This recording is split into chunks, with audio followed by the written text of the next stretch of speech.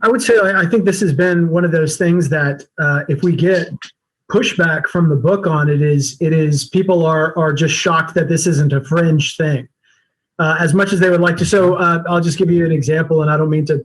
I'm not bashing anybody on here, but after the Capitol insurrection, Al Mohler goes on his show and is talking about Christian nationalism and addresses some of the things that we had written. But ultimately he says, hey, this sounds like a really bad thing, but these people aren't real Christians, or this is just a marginal fringe kind of thing. And let's make sure that in all of this conversation, Christians aren't denied the opportunity to influence politics for the better. And we understand that. But when you actually look at the data and you see this item by item with where American white evangelicals in particular stand on these issues, well over half of white evangelicals believe that the federal government should declare the United States a Christian nation, right? Like, well over half. That's not marginal. That is over half of them.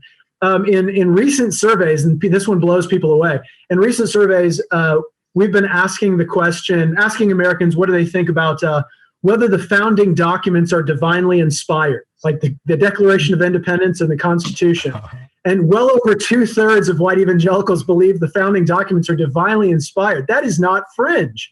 And so I think one of the things that we in the book, I mean, if there is a powerful takeaway of the book, it is how pervasive this ideology actually is. And you can compare this to things that white evangelicals are really complaining about and fearful of right now. So there's all of this fear and conversation about wokeness or critical race theory. They're having entire conferences to denounce this thing that they feel like is so pernicious and so scary and so pervasive that they use this word.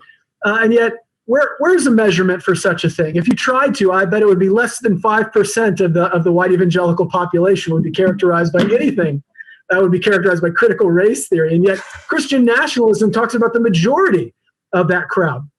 And so if we ought to focus our attention, our argument has been if we want to focus our attention on an ideology that we feel like is pernicious and harmful and pervasive, it ought to be white Christian nationalism first and foremost.